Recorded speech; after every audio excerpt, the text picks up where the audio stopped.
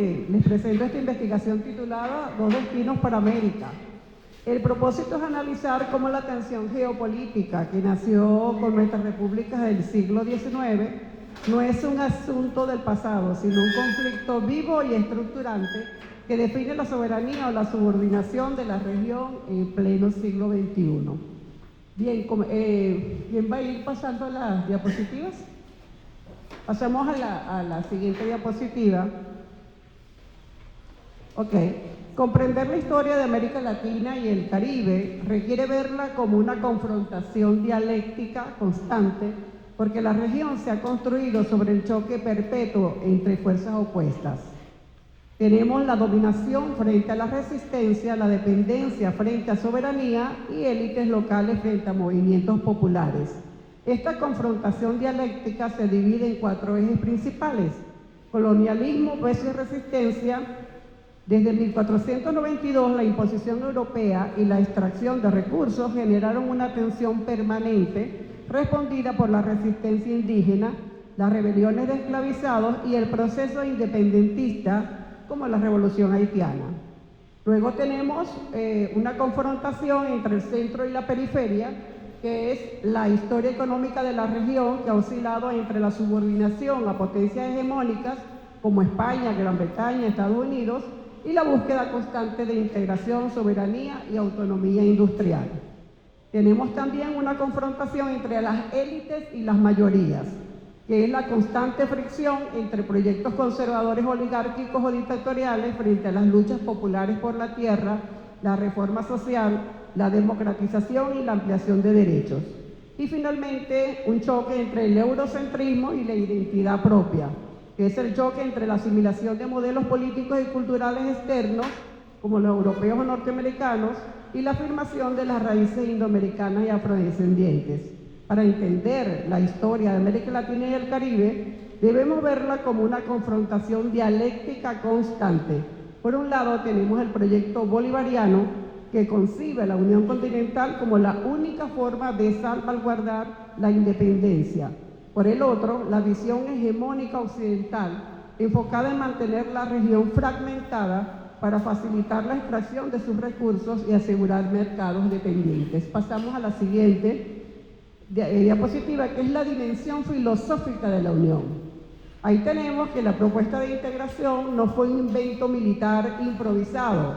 Esa nace de una sólida base filosófica y cultural. Francisco de Miranda conceptualiza la americanidad y su propuesta de la nación colombia no era simplemente trazar una frontera en el mapa, era el reconocimiento de que nuestros pueblos compartían un idioma, una cultura y sobre todo la historia común de la opresión de la cual debían emanciparse juntos.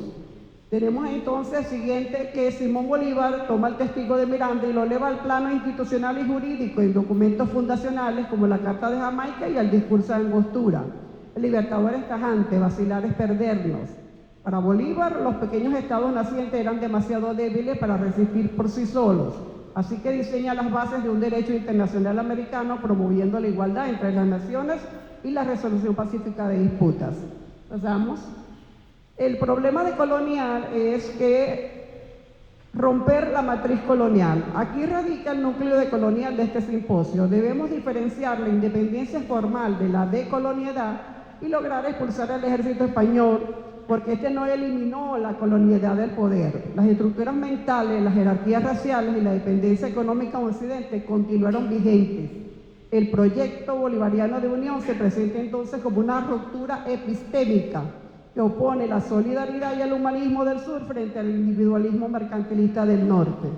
Estos paradigmas en contrastes son la solidaridad del sur, que es la epistemología del sur, que defiende un enfoque contrahegemónica y propone, por ejemplo, la ecología de saberes, integrando el conocimiento científico con saberes ancestrales, y el pragmatismo mercantil del norte, que se basa en la racionalidad instrumental y la razón metomínica.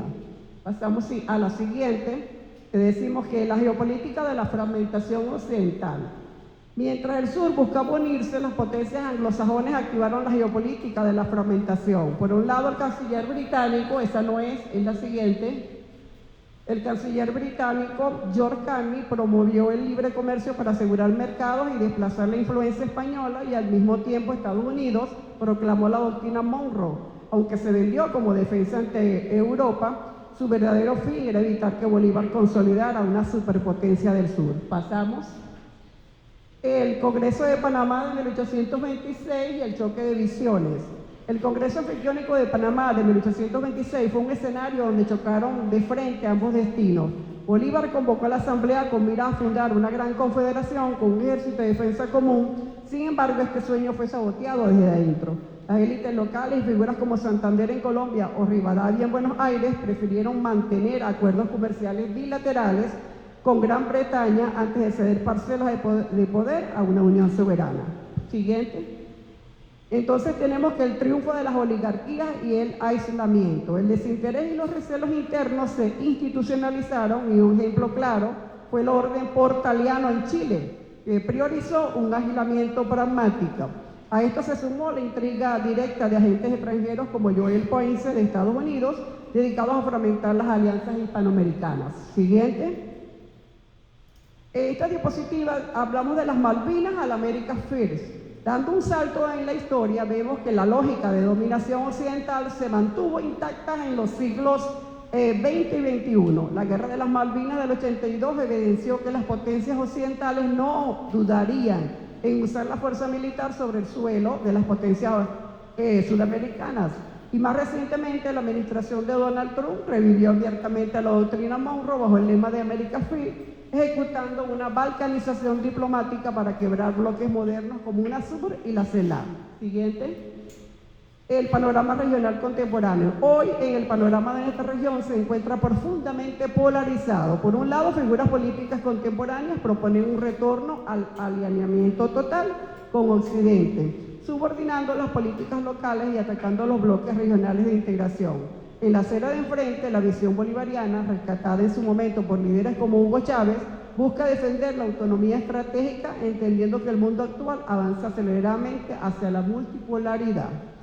Y finalmente, tenemos en nuestra conclusión que el conflicto estructurante que define la soberanía o subordinación de América en el siglo XXI es la disputa hegemónica entre Estados Unidos y China, entrelazada con los intereses estratégicos del sur global. Este choque de modelos redefine el tablero continental a través de las siguientes ejes claves. El primero, el control de recursos y cadenas de suministro. La transición hacia la descarbonización y la economía digital ha puesto los minerales estratégicos como litio, cobre y cobalto, y el control energético, incluyendo el petróleo venezolano, en el epicentro de la geopolítica regional. La nueva doctrina del hemisferio occidental. Y también tenemos los intereses de Washington y la proyección multipolar. En el fondo, la tensión radica en que si los países americanos logran construir mecanismos de integración regional unificados como la CELAC para negociar en el sistema multipolar, o si la región se fragmenta cediendo su soberanía frente a la presión financiera. Para cerrar, debemos comprender que esta disputa no es un debate archivado en los libros de historia, es un conflicto vivo. La disyuntiva para América Latina sigue siendo la misma que denunciaba Bolívar hace 2 siglos. O nos unimos firmemente para garantizar nuestra soberanía y desarrollo humano, o aceptamos una integración selectiva y bilateral diseñada para mantenernos subordinados. El verdadero desafío decolonial de nuestra era es superar las divisiones impuestas y actuar finalmente como un solo cuerpo de naciones ante las potencias globales. Muchas gracias.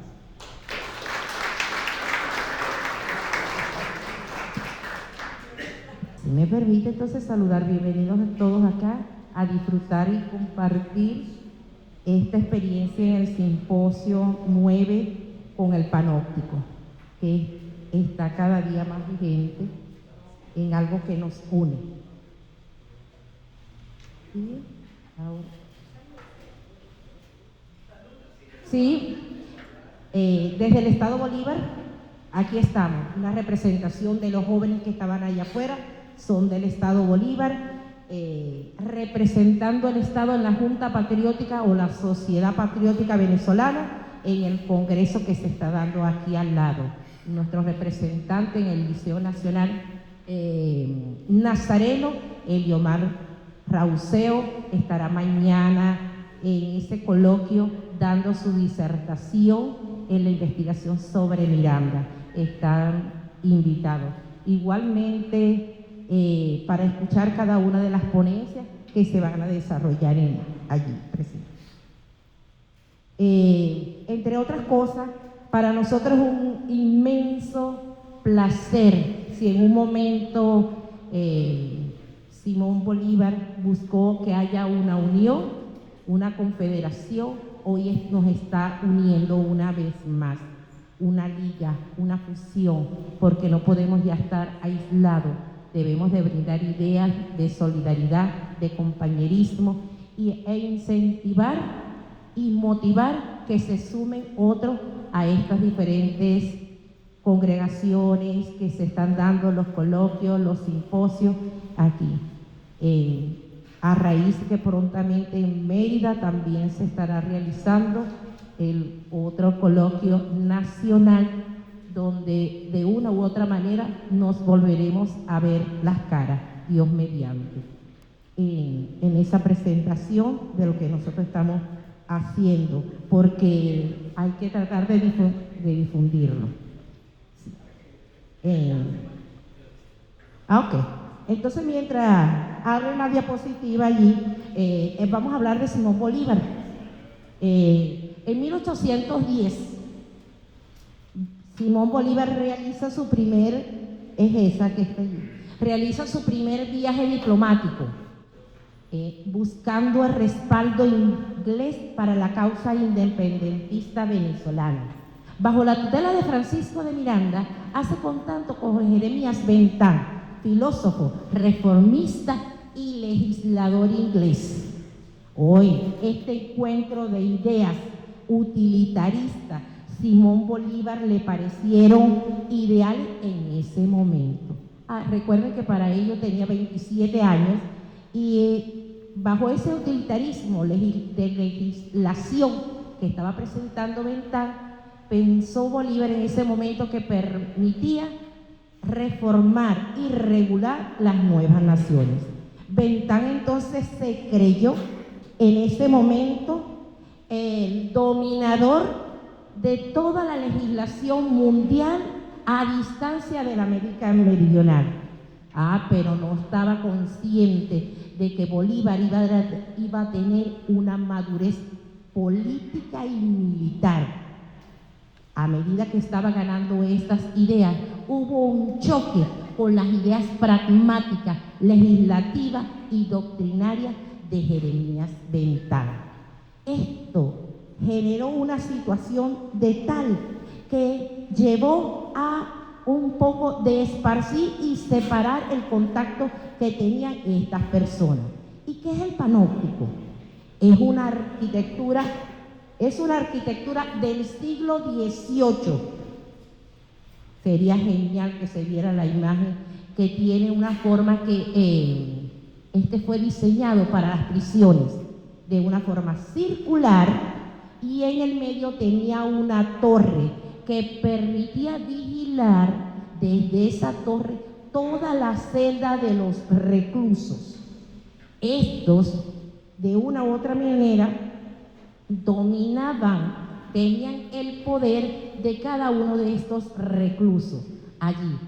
El recluso sabía que estaba siendo observado, pero era inverificable quién me estaba observando.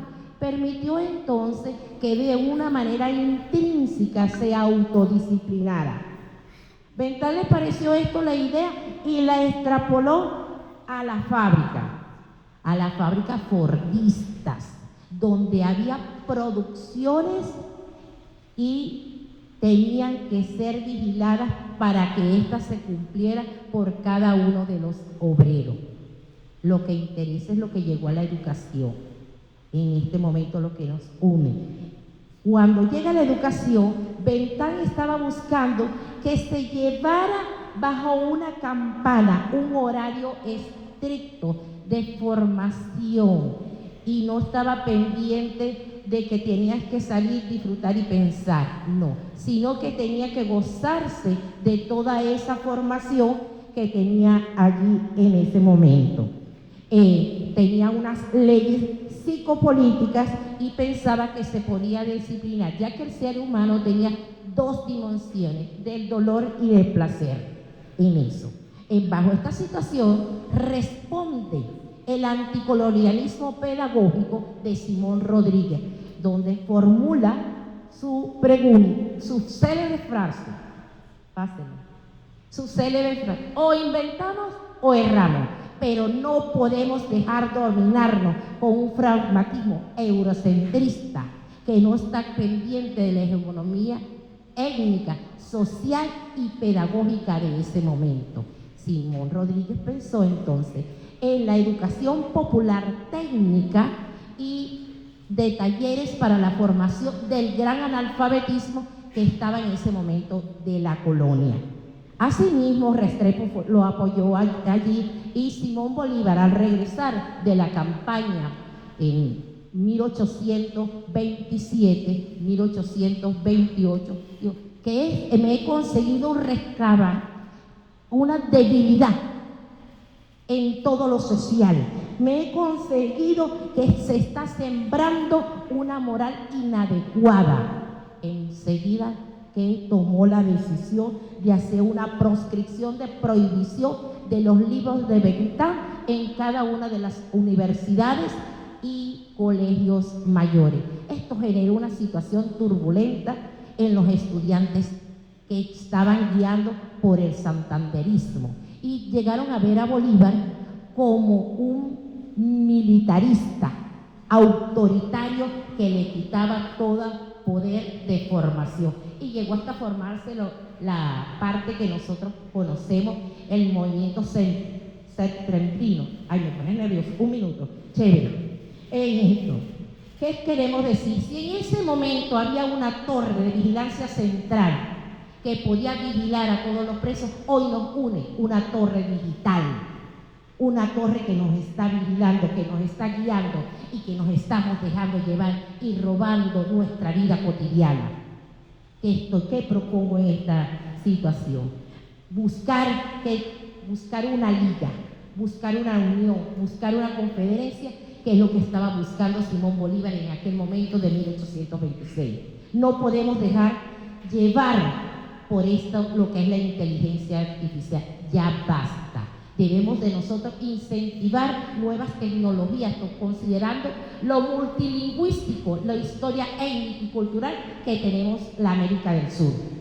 Y defender todas nuestras raíces de una u otra manera para que esta situación no se siga extrapolando todos nuestros datos a lo que es una torre que nos domina. Muchas gracias.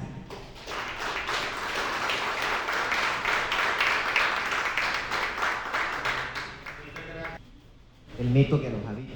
Hace 2 siglos, en 1823, el presidente James Monroe pronuncia ante el Congreso de los Estados Unidos un mensaje que el mundo entero aprendería a llamar doctrina. América para los americanos, sentenció. La frase sonaba a emancipación, solidaridad continental, a la promesa de un hemisferio libre de las garras de Europa. Sin embargo, lo que aquel discurso instauró no fue una política exterior más, fue un mito fundante, homogeneizador, que erigió a los Estados Unidos como el Mesías del Nuevo Mundo y que bajo el mandato de la protección justificó 200 años de injerencia, ocupación y control.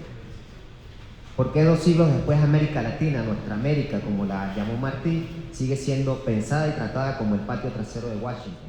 ¿Por qué la doctrina Monroe no se ha extinguido, sino que se ha metamorfoseado en sanciones, bases militares, mecanismos de espionaje masivo y recetas de ajuste estructural?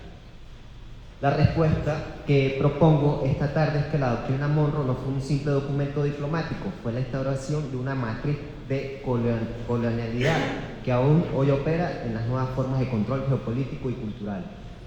Pero en ese mismo tiempo histórico, casi como un espejo invertido, otro proyecto de América estaba naciendo. En 1826, Simón Bolívar convocó en Panamá el Congreso Anfitriónico, una asamblea de repúblicas libres que soñaba con una confederación soberana, fundada en la homogeneidad impuesta, soberana, fundada no en la homogeneidad impuesta, sino en la unidad de lo diverso. Mientras Monroe hablaba de proteger, Bolívar hablaba de confederar.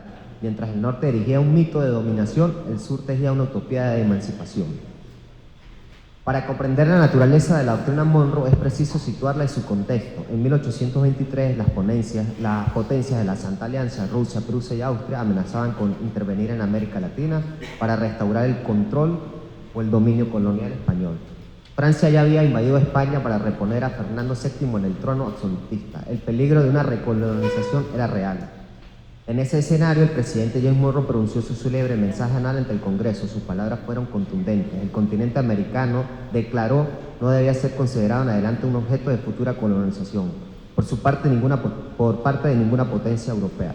Cualquier intento de extender su sistema político a cualquier porción del hemisferio sería considerado una de las amenazas a la paz y a la seguridad de los Estados Unidos. La fórmula quedó sellada: América para los americanos. Sin embargo, como señala la obra colectiva coordinada por José Guadalupe Gandaradilla Salgada, de Monroe a Trump, el expansionismo estadounidense temprano al imperialismo tardío, aquella declaración no era un gesto de solidaridad continental, era la génesis de un proyecto imperial a largo aliento. Lo que se presentó como una defensa de las jóvenes repúblicas era en realidad la inauguración de un derecho unilateral de intervención que se extendería sin interrupción hasta nuestros días.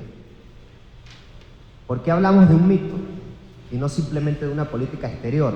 Porque la doctrina Monroe construyó un relato salvífico. En ese relato, Estados Unidos aparecía como la nación elegida, portadora de una misión civilizatoria, destinada por la providencia, como diría el propio John Oswego años después, a extender su destino manifiesto sobre el continente.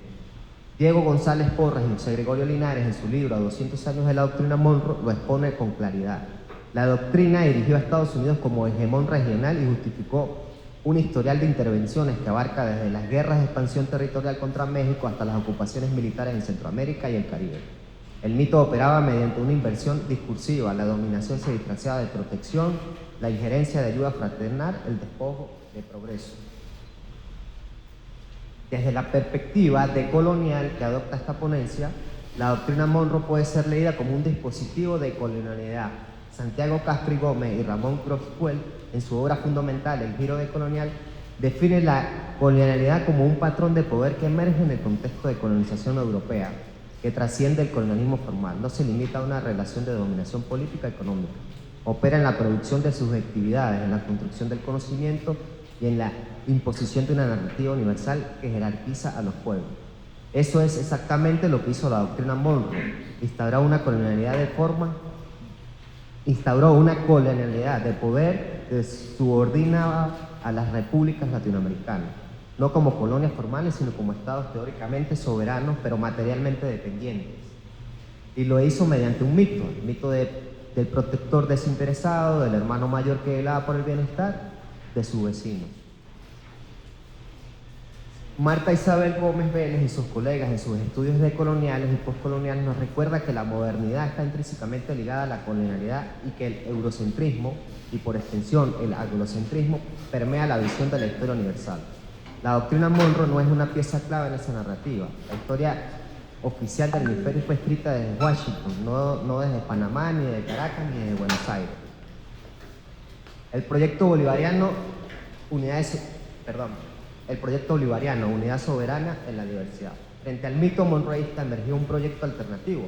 Su artífice fue Simón Bolívar, quien desde muy temprano advirtió el peligro que representaba a Estados Unidos para la América meridional. El ensayista Taxo Segovia, en su trabajo El imperialismo estadounidense contra América Latina, recoge una cita estremecedora. El Libertador, en 1829, apenas 3 años después del Congreso de Panamá, Bolívar escribió: los Estados Unidos parecen destinados por la providencia para plagar la América de miserias a nombre de la libertad. La clarividencia del Libertador no era fruto de la paranoia, sino de una aguda lectura geopolítica. Había visto nacer el monroeísmo y comprendió antes que muchos que aquel mito salvífico era la coartada de un proyecto imperial. Esta clarividencia fue la que impulsó a Bolívar a convocar en 1826 el Congreso Anfitriónico de Panamá. El Congreso reunió representantes de la Gran Colombia, Perú, México y la Federación Centroamericana. Su objetivo era formar una confederación de repúblicas soberanas unidas por tratados de defensa mutua, de comercio justo y de solución pacífica. No se trataba de un imperio disfrazado de federación como el que amenazaba a perfilarse en el norte. Era, en palabras del historiador Sergio Guerra Vilaboy, el fundamento y la raíz histórica de la integración regional, un proyecto que reconocía la diversidad de los pueblos americanos y buscaba articularse. Para finalizar, desmontar el mito monroísta exige, en última instancia, cuestionar la narrativa de la historia universal que nos ha sido impuesta, esa historia que representa a Estados Unidos como el vértice inevitable del progreso hemisférico y que condena a nuestra América al papel de comparsa. La lectura decolonial que hemos propuesto no es un ejercicio académico abstracto, es una herramienta para desmontar los mitos que legitiman la opresión y para reconstruir la identidad histórica de la patria grande, porque el monroísmo no es solo una política exterior, es una matriz de colonialidad que se reproduce en nuestros manuales de historia, en nuestros medios de comunicación y en nuestro sentido común. Frente al mito homogeneizador de Monroe, la respuesta sigue siendo la misma que deslumbró Bolívar en 1826, la unidad en la diversidad como acto supremo de soberanía intelectual y política. Que el legado de Panamá no sea una efeméride, que sea una brújula. Muchas gracias.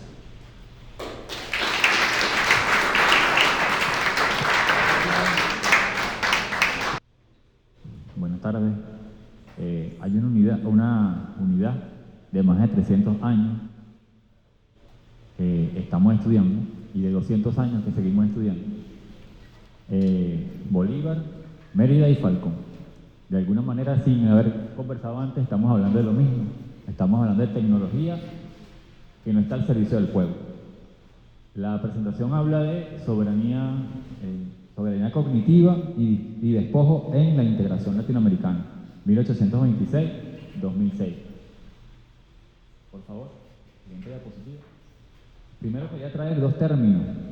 El término de soberanía cognitiva, que habla de una capacidad colectiva que trabaja a través de un lenguaje, ¿se ve? De un lenguaje, una infraestructura propia, sin estar subordinado a infraestructuras o lo que es el verdad, cómo construimos nosotros nuestra historia, cómo construimos lo de nosotros. Lo que es verdadero, lo que es deseable, lo que es posible, y un despojo cognitivo que habla de la desposesión de esa capacidad autónoma de producir. Por favor, en paralelo a esto, va pasando, que es lo que nos toca el día de hoy, el Congreso Anfitriónico.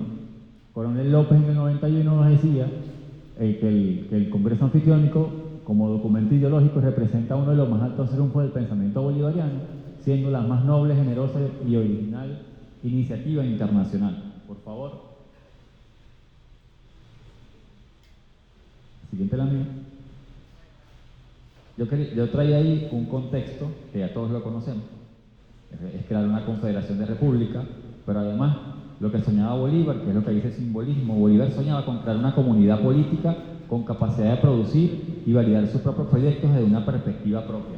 Por favor. Siguiente.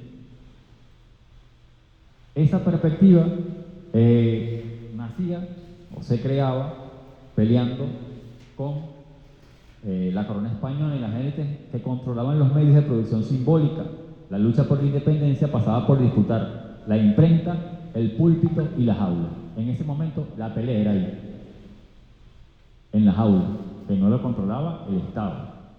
¿Lo controlaba quién? La iglesia, que además controlaba el púlpito. ¿Sí? En este momento, 2026, la lucha por la soberanía pasa por disputar el control de las plataformas digitales del algoritmo. Todo lo que nos aparece cada vez que nosotros abrimos WhatsApp, ahora, cada vez que abrimos Instagram y todo eso. Si en el pasado la fragmentación era geográfica, cada país iba por su lado, ya en el foro en la mañana todos los ponentes hablaban de eso. Hoy la fragmentación es ontológica. Cada persona, ahora es más difícil, más complicado. Cada persona vive en una burbuja de filtro creada por un algoritmo, lo que hace casi imposible la construcción de un nosotros latinoamericano. Y para los que damos clases, sabemos lo complicado y lo difícil que es en este momento que el estudiante entienda que hay un sesgo detrás de cada aplicación. Por favor. Ajá, ok. No, esa es la anterior.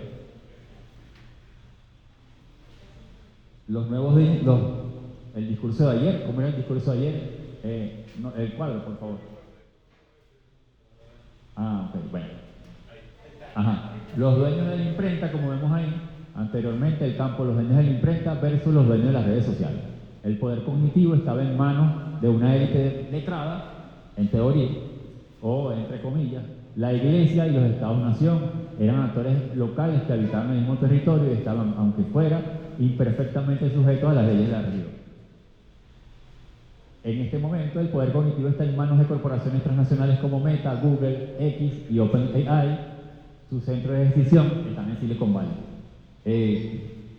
Yo soy docente de sociocrítica y yo traía dos ejemplos aquí. Estamos hablando de geopolítica de la inteligencia artificial. Los muchachos, yo no tengo ningún problema en que ellos utilicen inteligencia artificial. Una infografía, porque eso es lo que necesitamos, que sepamos que es una herramienta. Y en el tema de la geopolítica, las potencias globales. Dice, Estados Unidos, dominio de gigantes tecnológicos e inversión privada. Y cuando hablan de China se dice financiamiento estatal y control estricto de datos. Otro ejemplo. Escenario global y regional. Fragmentación en 3 bloques tecnológicos. Estados Unidos tiene un modelo corporativo y China un modelo estatal. Aunque es el mismo, cuando hablamos de Estados Unidos trabaja con la inversión privada, pero los chinos no. Y ese es un ejemplo, pero ese es uno de los sesgos con que trabajamos. Y los chinos no es inversión privada, sino que es control estatal. Entonces, la idea es que cada uno del estudiante, así como, o del estudiante, que nosotros entendamos los sesgos que existen con el tema de todo lo tecnológico, que en este momento solamente vemos la tecnología como inteligencia artificial. La iglesia y la educación versus el algoritmo como nuevo catecismo.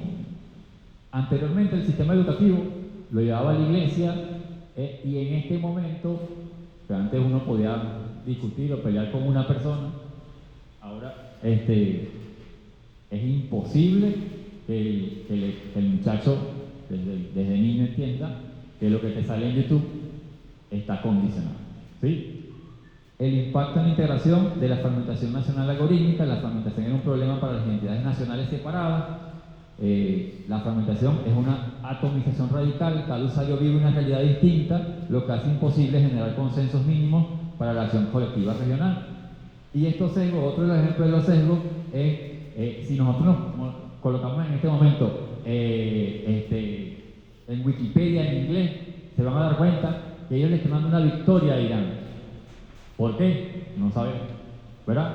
Otro de los ejemplos sería el ataque militar que se ha dado a Moscú en los últimos días. Esto, más que un golpe psicológico, es una mediática de que Ucrania puede ganar la guerra, aunque todos sabemos que es mentira. Y otro de los ejemplos pasó, lo decía temprano el ponente, el Golfo de América. ¿Se acuerdan del Golfo de América? Que ya no se llama Golfo de México. Si nos metemos en Google Maps, aparece como Golfo de América. El Canal de Panamá, Groenlandia, Venezuela, otra estrella. Todo eso que va hablando Trump, que va hablando todos los medios de comunicación, nos va apareciendo, aunque no lo creamos, aunque no lo sepamos, en cada una de las redes sociales que nosotros tenemos.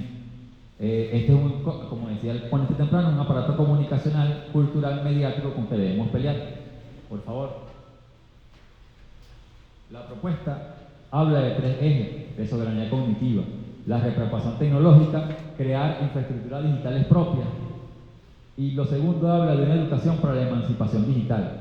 Y es necesario que vamos más allá de la alfabetización instrumental. No es solamente que sepamos manejar el equipo o la herramienta, o es que entendamos o que podamos hacer una educación crítica que permita comprender quién diseña cada uno de lo tecnológico que utilizamos y a quién responde esta tecnología.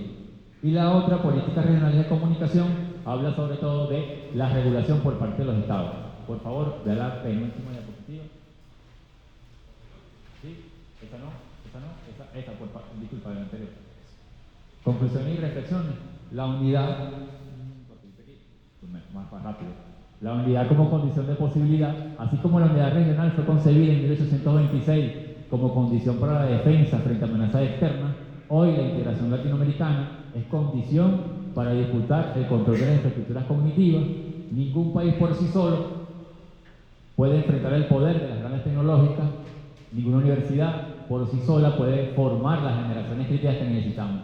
Es necesario, como se discutió también temprano, que esta unidad la hacen los pueblos. Los estados a veces no nos van a apoyar con eso. Por favor. El legado de la resistencia, los sectores excluidos como los padres en la colonia conquistaron espacios educativos mediante estrategias informales, sí lo sabemos, ¿cierto? Entonces es necesario que la soberanía cognitiva no se concede, se construye desde abajo, así como lo que vimos temprano adicional, lo que se está haciendo en paralelo a este coloquio, estudiantes de bachillerato discutiendo sobre eso. La última, porfa. La patria grande debe construirse también con el código y con los datos que tenemos. Gracias.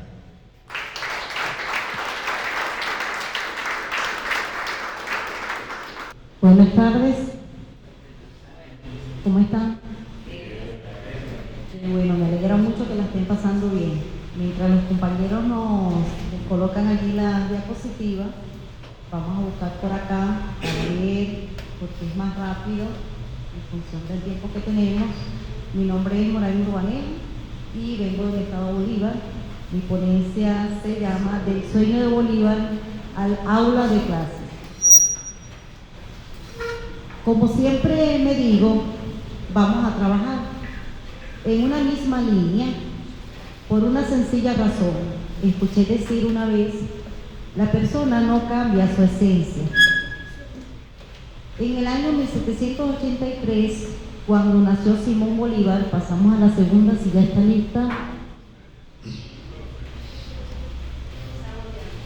Nació, siempre la tecnología, nació Simón Bolívar, un niño mantuano, con cierto estatus económico y social que todos conocemos. Nunca se imaginó lo complejo que sería su vida, pero él no siguió el camino fácil.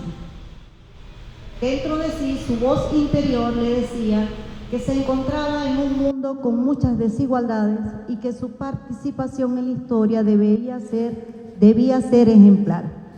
Visión que le fue mostrada por sus maestros, Simón Rodríguez y Andrés Bello, dando sentido propio a una humanidad libertaria, siendo estos valores lo que le impulsó a cometer grandes hazañas. Luego de batallas, victorias y derrotas, para el año 1826, que es nuestra convocatoria en esta jornada, Simón Bolívar ya había alcanzado un título, era el libertador. Se encontraba con una gran fortaleza espiritual. Esto le dio pie a impulsar una unión continental, convocada 2 años antes y celebrada entre el 22 de junio y el 15 de julio del 1826. 23 días de disertación con delegados de 11 naciones, logrando así firmar el Tratado de Unión, Liga y Confederación Perpetua. Para lograr el objetivo propuesto en este ensayo, hallaríamos la vinculación de la formación de Simón Bolívar de un sueño cultivado, siendo estudiado por todos los venezolanos en los diferentes niveles de la educación, mostrando una sola faceta del libertador, su capacidad para la integración, visto como un estratega innato. La formación de un visionario, la semilla de la libertad. Allí vemos entonces en la segunda lámina, la segunda, vamos a la tercera, que ya tenemos allí a los maestros, la tercera. Decimos, la idea de la Unión Americana no nació de la nada, fue el fruto de una cuidadosa formación desde adentro. La esencia de Bolívar lo impulsó, pero fueron sus maestros quienes le dieron las herramientas para comprender y actuar contra la desigualdad. Muchos docentes, en algún momento de nuestras vidas, pensamos como Bolívar, he arado en el mar. pero no sabemos la influencia que tenemos en nuestros estudiantes. Bolívar tuvo la influencia formativa de dos grandes maestros. Simón Rodríguez sembró en él el espíritu rebelde y la pasión por la libertad. Fue su primer y más influyente maestro, inculcándole las ideas de la Ilustración y un profundo espíritu crítico contra el sistema colonial. Fue testigo de su juramento en Montesacro, que está más adelante, pero no lo voy a pasar todavía a la lámina, que fue en Roma en 1805, un acto simbólico donde Bolívar prometió no dar descanso a su brazo hasta romper las cadenas que nos oprimían. Por su parte, seguimos con el otro maestro, Andrés Bello, en esa misma lámina, le instruyó de normas, inculcando la disciplina y el pensamiento estratégico, a diferencia de la rebeldía práctica de Rodríguez. Bello fue su maestro de literatura, geografía e historia, alrededor de los años 1797 y 1798. Le proporcionó la educación clásica y humanista, necesaria para entender las civilizaciones pasadas, así como la formación jurídica y diplomática para diseñar repúblicas. Ahora, analizando con mayor precisión la historia, no solo de manera cronológica, sino un enfoque de la historia insurgente, realmente Bello acertó en su estrategia pedagógica, pues su aporte dio los frutos esperados. La siguiente, entramos en materia del Congreso Anfictiónico de Panamá. Vemos allí en la lámina del juramento que hizo el Libertador en presencia de Simón Rodríguez. Este juramento nos dice: no daré descanso a mi brazo hasta romper las cadenas que nos oprimen. Seguimos la siguiente lámina, nos habla de un Congreso para todos. Para Bolívar, las expectativas del Congreso Anfictiónico de Panamá, 1826, el sueño de una sola nación, no surgió de la nada. Esta idea de unión fue madurando y encontró su punto más alto en la convocatoria histórica de 1824. Todos sabemos, Bolívar fue un gran estratega.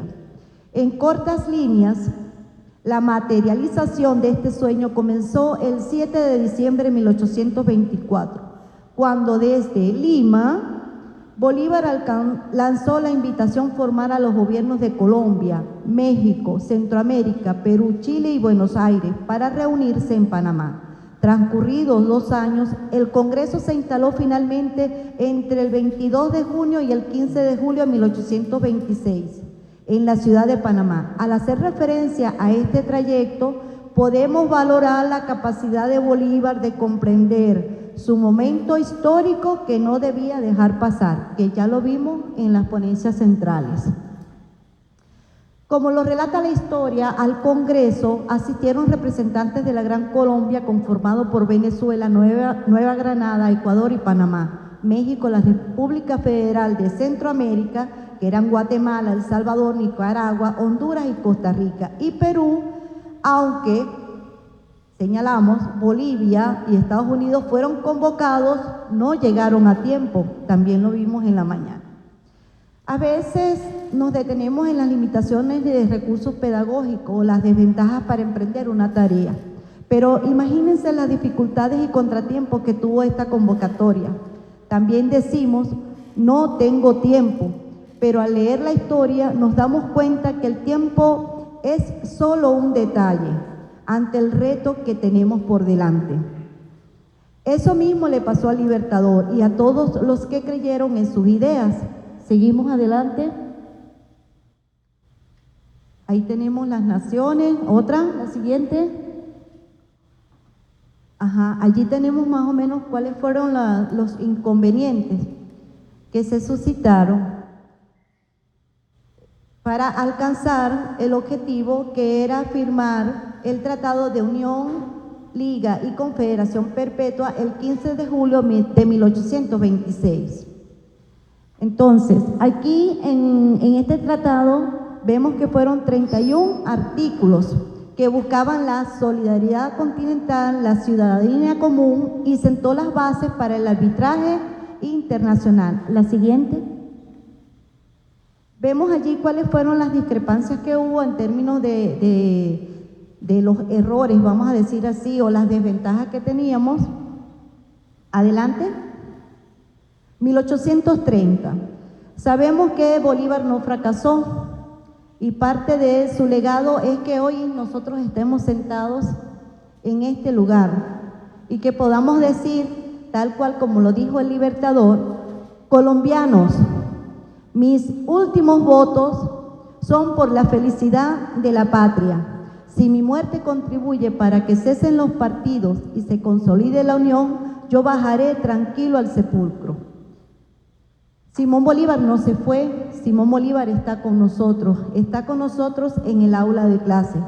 Es por ello que les traje esa presentación, la siguiente, que habla de unas estrategias que estamos diseñando para el aula, que estamos recomendando para utilizar dentro del aula. Es un viaje interactivo que consta de 4 estaciones y para todos los niveles. Muchísimas gracias por su atención.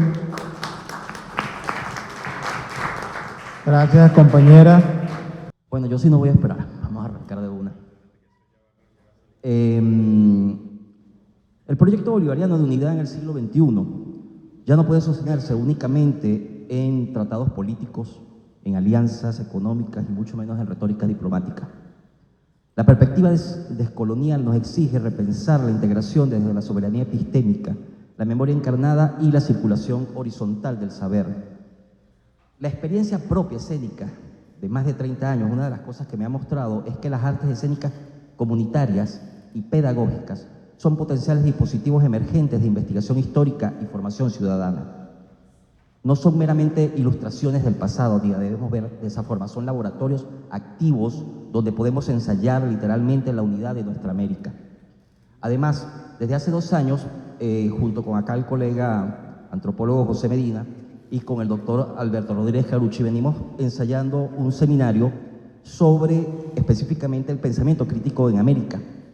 Y una de las cosas que ha surgido a partir de allí es que podemos formular desde el cruce de una visión de síntesis cultural que propone Mariano Picón Salas, junto con el rigor metodológico y la vocación cívica de Tulio Febres Cordero, que podemos proponer que las prácticas escénicas son posibles convertirlas en archivos vivos y en pedagogías de la memoria histórica, capaces de materializar un proyecto bolivariano del siglo XXI fundamentado en la pluralidad articulada y la reparación decolonial.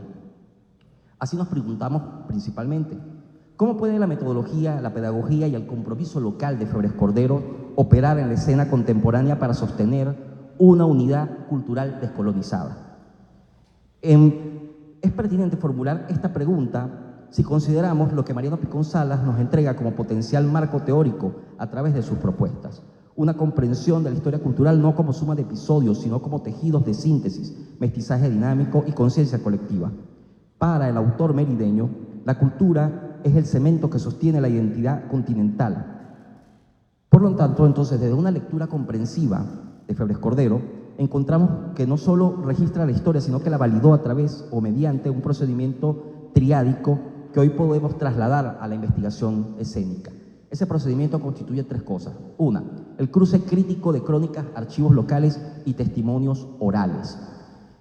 Él contrastó crónicas, tanto coloniales como republicanas, pero ¿con qué la contrastó? Con archivos parroquiales, con actas municipales y sobre todo con la memoria oral transmitida por generaciones. Aplicado a las artes escénicas, este procedimiento nos permite tratar el cuerpo en movimiento, la dramaturgia colectiva y los rituales performativos como fuentes primarias. El otro aspecto de esta triada es la vocación pedagógica de Febres Cordero. Para él, la historia no era un ejercicio de erudición aislada, sino un instrumento de formación ciudadana. Dentro de las artes escénicas, este ideal se puede de alguna manera actualizar. El teatro y en general las manifestaciones escénicas comunitarias operan como dispositivos de enseñanza histórica no formal, donde los participantes no solo representan el pasado, lo encarnan, lo interrogan y además lo reconfiguran colectivamente. Y finalmente, de Febres Cordero también rescatamos su compromiso con la historia local y la participación ciudadana. Este compromiso, dentro del hecho teatral, se puede proyectar dentro de esas prácticas de base, en los teatros comunitarios, en los encuentros autogestionados, en las redes de creadores independientes, así también como son espacios que no solo producirían obras, sino que a partir de ellos pueden tejerse infraestructura cultural donde quienes participan dejan de ser espectadores para convertirse en co-investigadores y co-creadores de su propia historia. Voy por la lámina 4, en dado caso. A partir entonces de la síntesis de estos tres ejes, propongo una crónica escénica como método híbrido, un procedimiento que valida el rigor documental de Febres Cordero, la sensibilidad integradora de González, como ya le hemos dicho, con la crítica decolonial que reconoce el repertorio cultural como un archivo tan válido como el documento escrito. En la práctica, un ejemplo sencillo, una especie, por ejemplo, imaginemos un proceso de teatro comunitario transfronterizo que reconstituye memorias de desplazamiento forzado, por ejemplo, en la región andino-caribeña. En su fase de investigación, los creadores no parten de un guión preestablecido, sino que aplican ese método triádico del que venimos hablando y recopilan testimonios orales de migrantes, contrastan con crónicas locales de la llegada y asentamiento, lo cruzan con datos de archivos que puedan existir a nivel municipal, datos históricos, y eso lo validan como hallazgo mediante asambleas comunitarias de lectura crítica.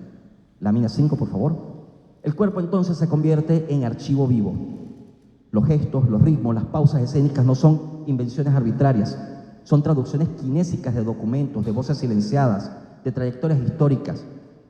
¿Qué es lo que logramos a través de esto? Se ejerce una soberanía epistémica.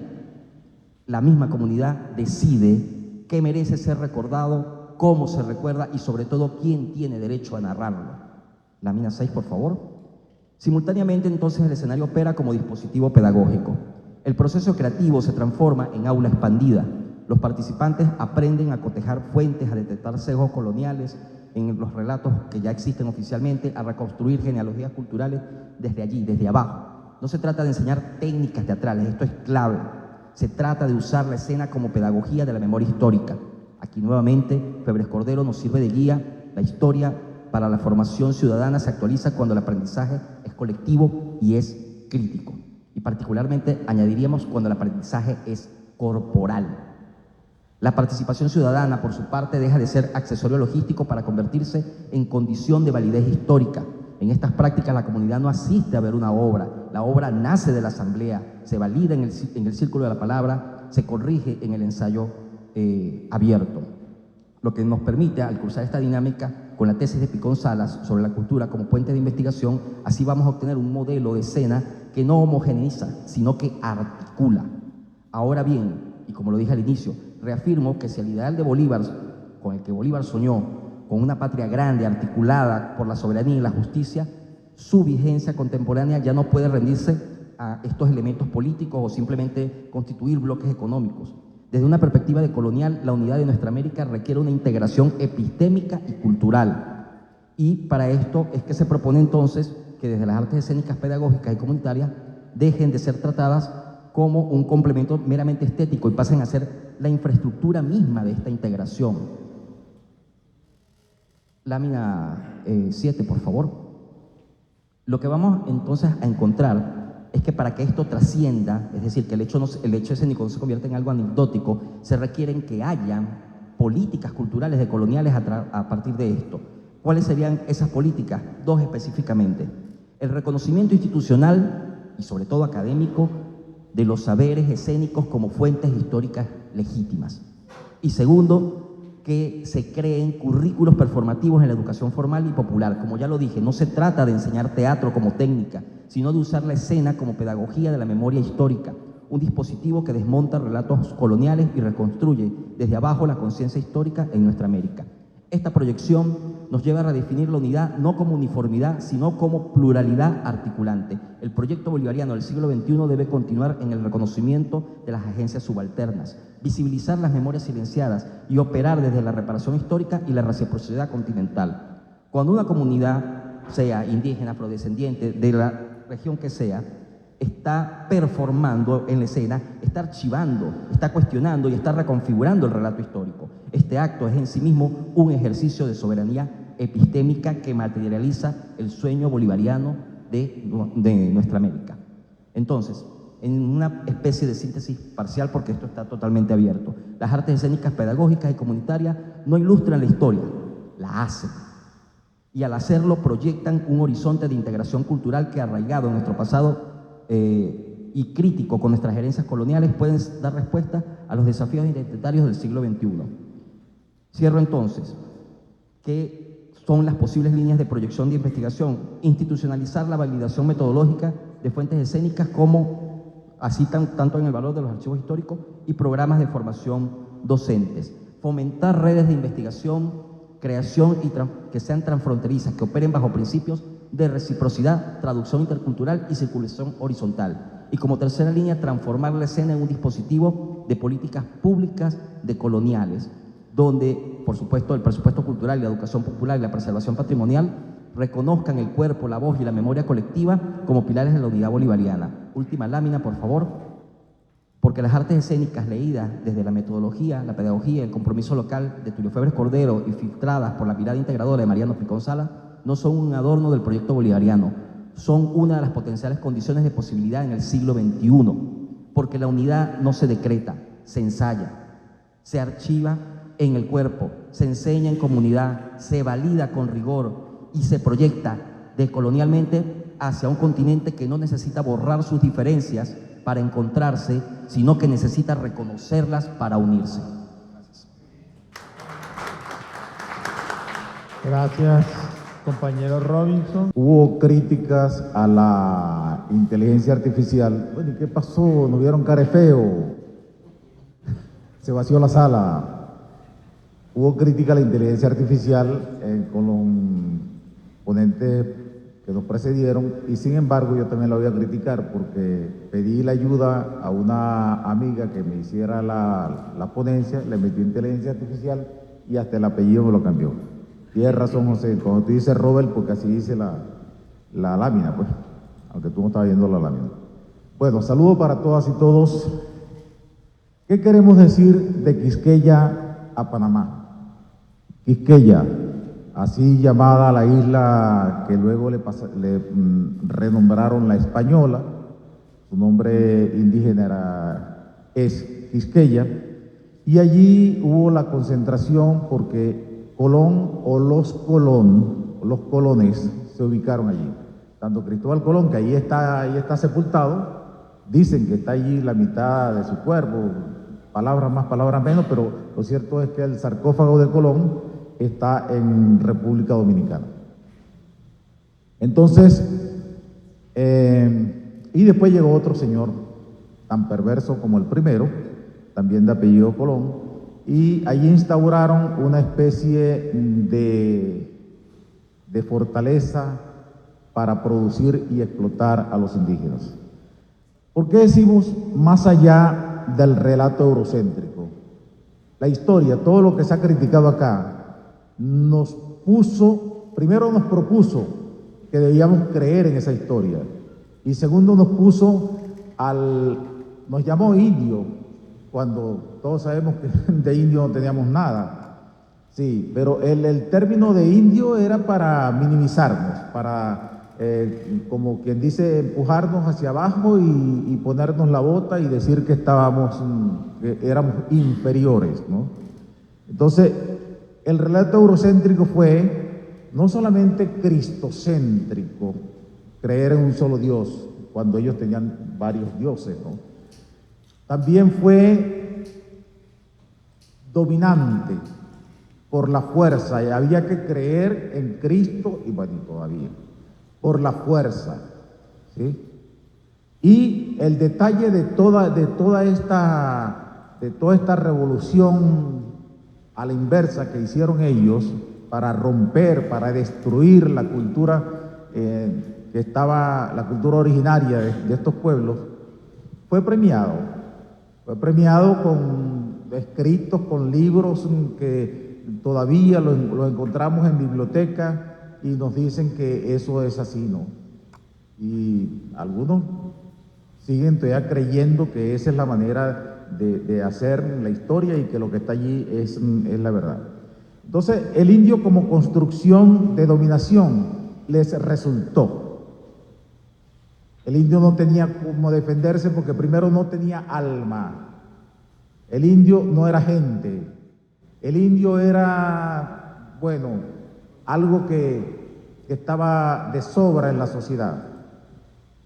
Ok, y ese postulado que tuvo la colonia o los colones buscaban ocultar, minimizar, ocultar el paisaje, ocultar el ámbito territorial, minimizarlos para convertirlos en esclavos, para esclavizarlos, ¿no? Y ahí vino esa mutilación cultural geográfica. Cuando digo geográfica era todo el Caribe, pero el Caribe fue, parafraseando aquí al profesor Andrés Bansart, quien nos decía hace muchos años, por allá en el siglo pasado, nos decía que el Caribe no solamente era volcánico, porque hay volcanes, huracanado, y un pueblo de mucha alegría, sino que también es un pueblo que marcó una resistencia que todavía sigue. Hoy estamos hablando de decolonizar, pero ¿acaso la gran mayoría de los indígenas se dejaron colonizar? No. Hubo una gran resistencia. Cuando hablamos de resistencia indígena es porque no se dejaron colonizar. Cuando hablamos de resistencia, estamos dándole el beneplácito a los de abajo y estamos tumbando el discurso de los de arriba. ¿Por qué pusieron la raza? Raza inferior. Los indígenas eran raza inferior. Entonces, hablamos de, todos sabemos, lástima que el tiempo pues es tan corto, ¿no? Pero todos sabemos que en el Caribe había lo que se hizo un crisol de culturas. Los indígenas que salieron del delta del Orinoco, los indígenas que venían del Amazonas, los indígenas que bajaron del Alto Orinoco y llegaron y se fueron al Caribe y se ubicaron en distintas islas. Después trajeron a los negros. Yo no uso la palabra afrodescendiente. No, porque al decir afrodescendiente estoy reconociendo esos epítetos coloniales. No. Hay países del África que tienen gente blanca. Bueno, pues Egipto tiene mucha gente blanca y es africana. No uso ese término de afrodescendiente. Negro. Y bueno, entonces cuando traen al negro por la fuerza, lo explotan. ¿Por qué raza? La raza, al negro le etiquetan como raza, al indio le etiquetan como raza inferiores. Eso fue para generar una inferioridad. Antes que el amigo José me empieza a sacar los papelitos, fue en el Caribe, en República Dominicana, donde precisamente hubo un pleito, no digamos que el primero, ¿no? El que está escrito, por la muerte de 2 caciques. Fue en República Dominicana, donde la intención de colonizar no solamente vino con la religión católica, porque ese pleito de los caciques, ustedes saben en quién juraron para llevarlo al juicio, sobre la Torá. Tengamos presente que Colón era judío. Colón era judío. Y los católicos se los impuso la corona, que fue quien lo financió para que vinieran. Entonces también allí hubo una diversidad de criterios, religiones y culturas que marcó esa otredad para que la gente que estaba allí se pareciera al otro, hablara como el otro, trabajara para el otro y se sintiera menos él. esa gran otredad, tuvo una gran figuración allí en el Caribe. Entonces, cuando hablamos de vórtice, ese vórtice cultural, sabemos que vórtice es un remolino, es un huracán. Tenemos la descripción de el que no era huracán. Hubo un gran vórtice, un gran remolino. Vamos a llamarlo huracán, pues. Está Colón, se le pierden unos barcos y pregunta cómo se llama eso. Y los indígenas le dijeron huracán, con J, huracán. Y Colón, ellos lo escribieron como huracán. Pero ese término tiene unas connotaciones, tanto en el Guarao, los mayas en Centroamérica y los que estaban en República Dominicana, que eran sobremanera arahuacos o arhuacos, ¿sí? Y otros de otras descendencias de los caribes que estaban allí. Entonces, termino con el pleito de Francisquito Solís, por la muerte de dos caciques. ¿Qué decían ellos? Que el indio no tenía alma, que el indio era mentiroso, que el indio era bueno, lo peor, y tenían clasificaciones. A las mujeres de servicio le llamaban naborías, y a los demás esclavizados, esclavos, pues. Fueron los indios los testigos y toditos coincidieron que Francisco Solís era un asesino y era el alcalde, pues. ¿Y por qué en República Dominicana, Urraca, el ojo de la selva, pasó lo mismo que en el Orinoco con el Dorado? ¿De dónde sacaron el oro? Para allá.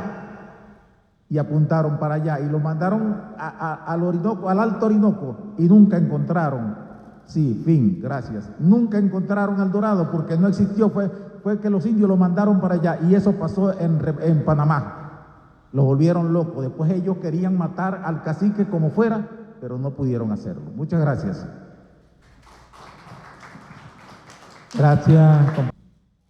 Ikoiko que tú haces, Pocomano Chichi. Hola, saludos, buenas tardes. Les saludo en idioma caribano. Y ahí van a aparecer alguna cosa en caribano en la pantalla. Reivindicar la identidad histórica de la integración afroindígena en la región de los Tumusa, una praxis de la resistencia contra el neocolonialismo monroísta. Se analiza el potencial descolonizador de la reivindicación de la identidad afroindígena en Venezuela al explorar la visibilidad del mestizaje ancestral entre poblaciones africanas esclavizadas con el pueblo indígena Tomusa o Tomusa, integrantes de la nación caribana y asentados en el litoral barloventeño y las riberas del río Tuy y las montañas de la serranía del interior, lo que corresponde a los actuales estados Miranda, Guárico y Anzoátegui. Este hecho se convierte en una acción concreta de resistencia frente a los intentos contemporáneos de homogeneización epistémica y recolonización ejercidos mediante la renovada doctrina Monroe en el siglo XXI.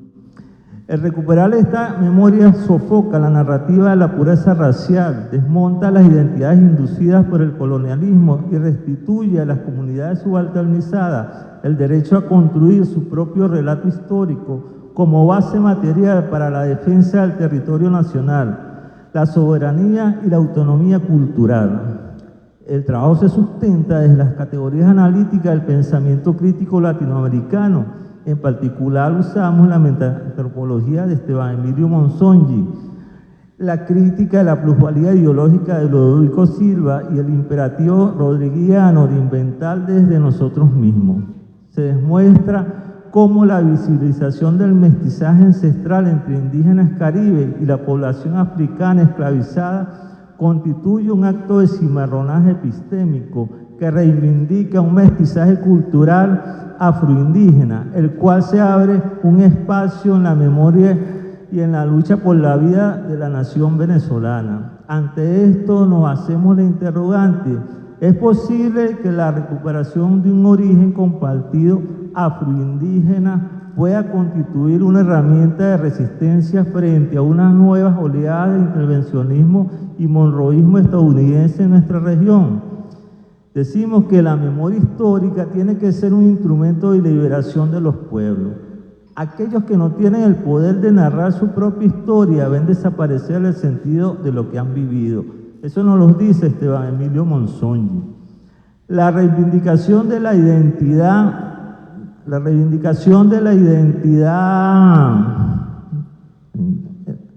histórica afroindígena en Venezuela no se inscribe en una nostalgia romántica por un pasado perdido, sino en una praxis política descolonizadora que opera en el corazón mismo del proyecto neocolonial contemporáneo. El pueblo indígena Tomusa encarna un caso paradigmático de este proceso. Los Tomusa dominaron extensas porciones de lo que hoy son las regiones de Barlovento y lo que son las montañas también de Orituco y las serranías del interior, constituyéndose uno de los frentes de resistencia militar más importantes contra la conquista española en el siglo XVI. La resistencia como paradigma frente al entramado imperial de sus redes desde el norte bajo la forma de una doctrina Monroe renovada. El gesto de afirmar una identidad cultural fortalecida constituye un acto soberano de creación de mundos posibles. El resistir es una categoría que designa algo más que la región defensiva contra el poder opresor. Supone una dimensión positiva y creadora, que no se trata solo de resistir la forma de dominación, sino de resistir en las fracturas sociales, constituyendo nuevos sentidos y reactivando memorias sumergidas que el sistema colonial neomonronista no ha podido cancelar. Desde una perspectiva metaantropológica se trata de la búsqueda del sentido de los equilibrios posibles entre los pueblos desde la complementariedad epistémica de las comunidades. La resistencia equivale a un proceso de sanación histórica de la herida abierta por el trauma de la invasión europea a la Vía Yala, y que se expresó en el rol de la trata negrera esclavista, el despojo de territorio y el desplazamiento forzado de poblaciones indígenas.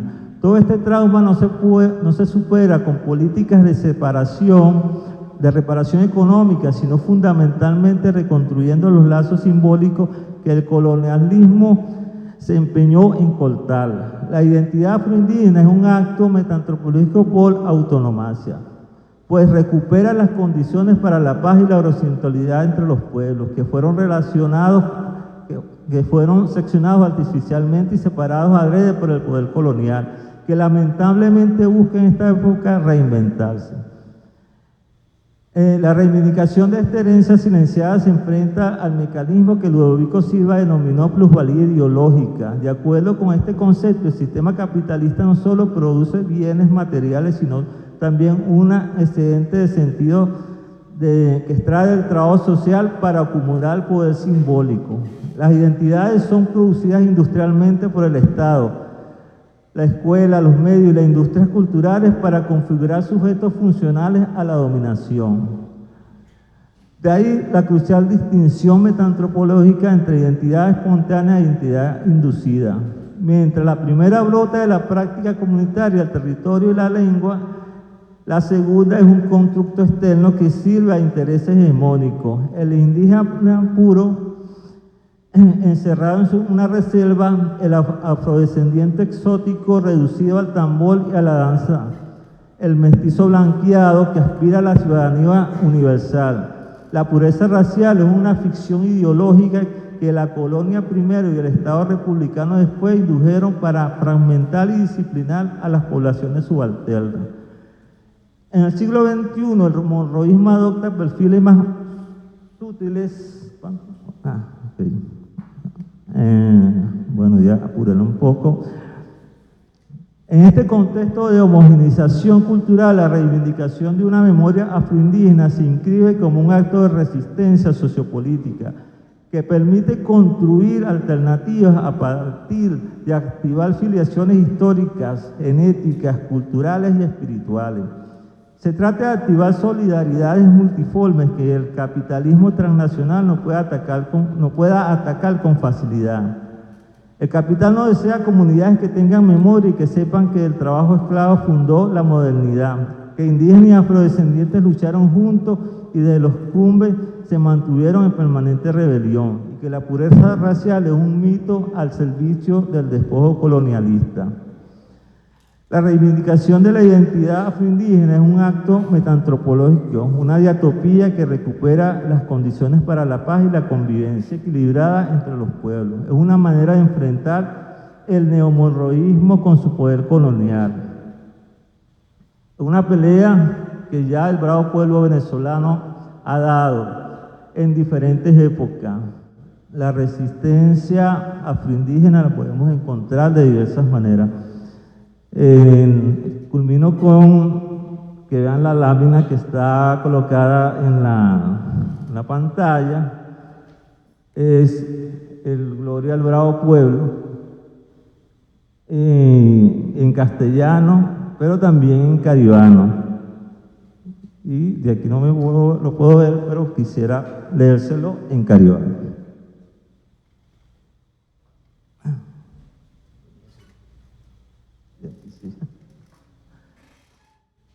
Teipe shotonesi yunu apoikanei nanontopo namaru yau pomano yakeru.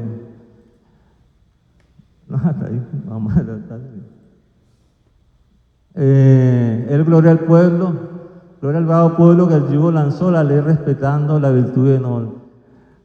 Más o menos sonaría así: Teipi shotone se yunoi apoikanei nanontopo namaru ayo pomano yakeru.